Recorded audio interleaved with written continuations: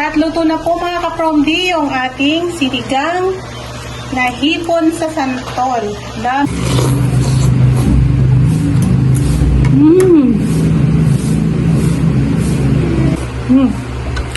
Sarap. Grabe. Mga kapromdi, magandang araw po sa lahat. Nandito ako sa taas ng bahay at mag-harvest tayo ng tanim kong kangkong. Tinanim ko lang po ito sa planggana na malaki. At ngayon, sasahog natin siya sa sinigang na hipon. Dami na po, oh. Lalo na umuulan ngayon, lalo siyang tumataba. Yan, malaking bagay po mga kapromdi na may tanim tayo. Hindi na tayo bibili. Katulad nito, magkano rin po yung kangkong ngayon. Saka konti pag binili mo to, mga ilang piraso lang, 15 pesos na. At least pag may tanim ka, unli at sariwa. Ayan, no? Sariwang kangkong. Madali lang naman to patubuin mga kapromdi, saka hindi mahirap. Inusok ko lang yan dito. Tapos nung naulanan, yan, sobrang lago na siya.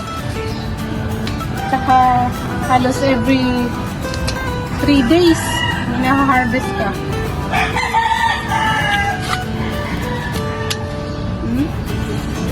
Ganda ng tubo.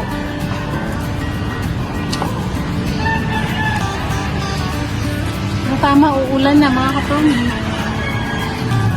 Sasahog natin sa hipon. Sinigang na hipon po.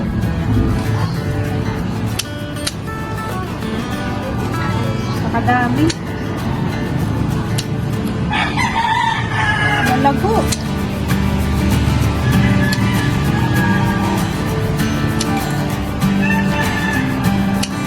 At safe talaga dahil ito ay nagtanim.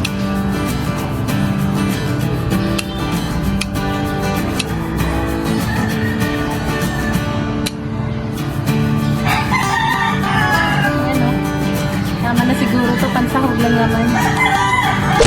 Yung ating ingredients: hipon, gabi, siling haba, itong sibuyas, kamatis. Ito po yung pangpaasim natin mga kapromdi, itong santol na napakaasim, 3 piraso, pwede na po ito. Tanggalin na natin itong buto. Kasi nandun po mga kapromdi yung asim sa balat ng santol.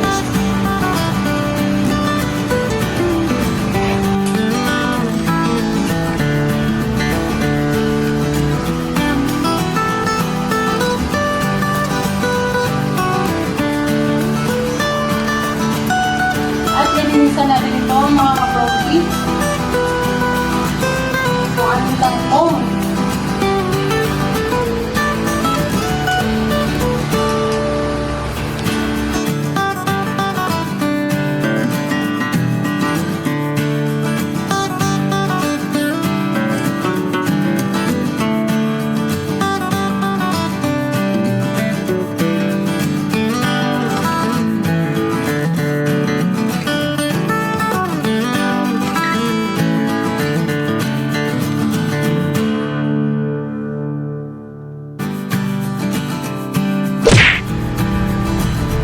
Tapos ko na pong pagputol-putulin ito mga kapromdi. Ibababad lang natin ito ng 5 minutes para lumutang po yung mga dumi-dumi ng kangkong.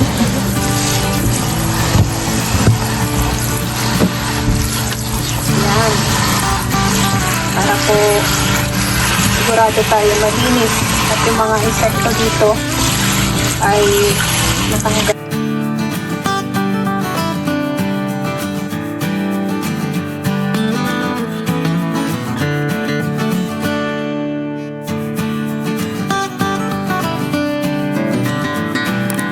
Check natin kung malambot na po yung gabi na niluluto natin mga kapromdi. Gusto ko po durog na durog talaga para lumapot po talaga yung sabaw ng ating sinigang. Ayan, dinudurog ko po. Mausok lang. Durugin pa natin para lumapot pa yung sabaw. Ito yung gusto ko sa sinigang eh. Yung malapot po yung sabaw niya talaga. Saka yung kamatis, tinurog ko na rin.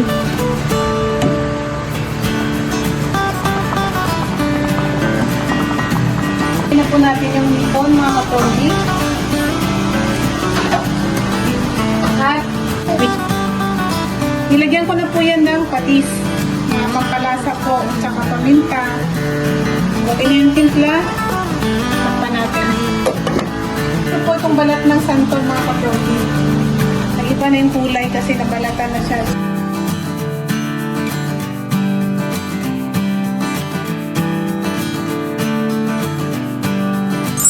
Luto na po mga kapromdi yung ating sinigang na hipon sa santol. Ang daming kangkong at ang lapot po ng sabaw.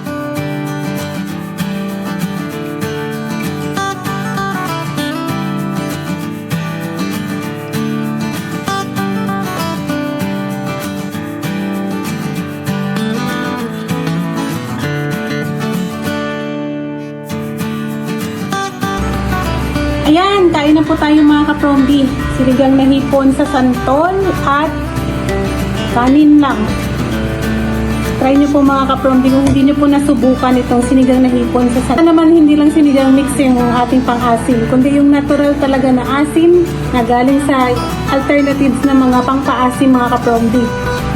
Ito, daming kangkong. Ang kangkong na hinarvest ko sa aking tanim doon sa taas ng bahay namin. Sabaw. Yan, sabaw. Saka hipon. Gabi na kasi itong mga kapromdi, kaya konti lang kainin natin. More lang tayo sa gulay. Oh. Sabaw lang. Kain tayo.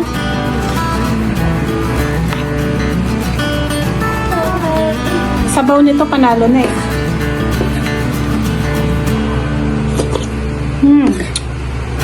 Sarap.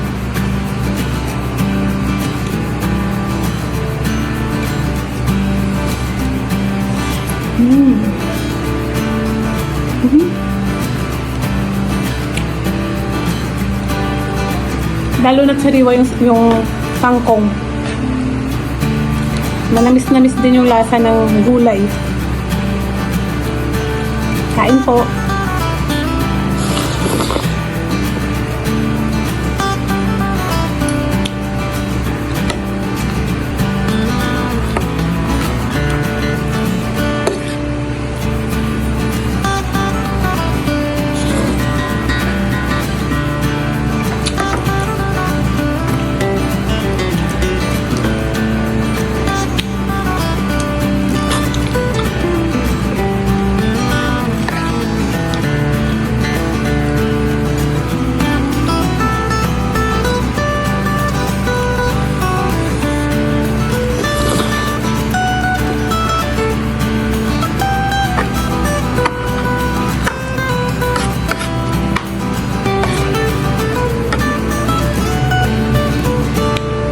Lagyan natin ng talong. Tapos konting sili. Kangkong.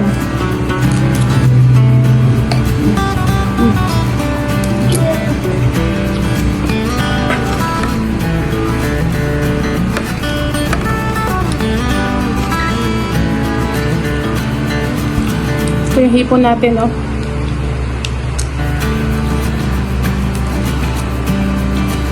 Pag season po kasi ng santol, marami pong pwedeng gawin sa santol talaga na pang-ulam, pang-sahog sa ulam.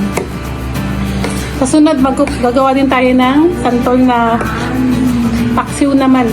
Lalagyan natin ng santol. Napakasarap din.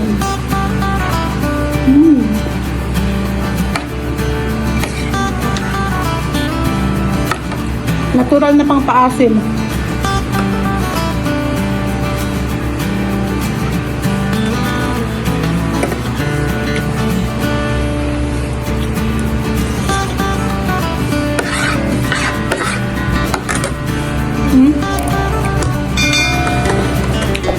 Tignan mo naman, oh. Ang lapot ng sabaw. Sabaw. Sobrang lapot. At ito yung gusto ko dito, yung kangkong.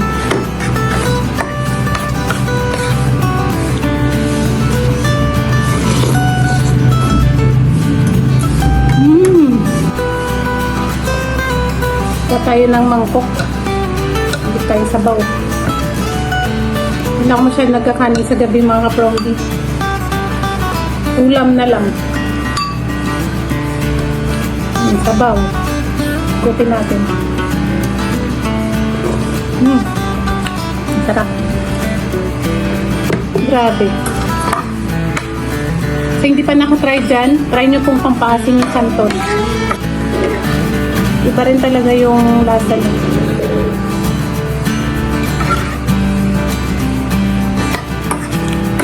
Siyempre tayo dito sa city tayo nakatira. Bira tayo makagawa ng mga ganito kasi puro lang tayo instant dito na pampaasim. Kaya ngayon, ang daming santol sa palengke.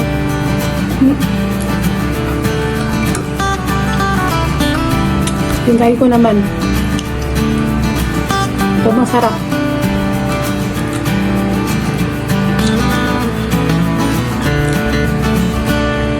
Hipon.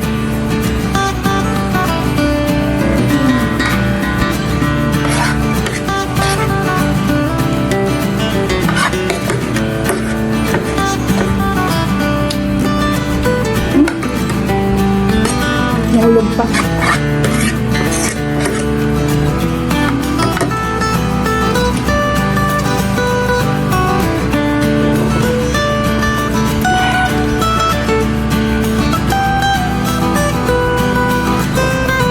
Lasang-lasa mo talaga yung gabi.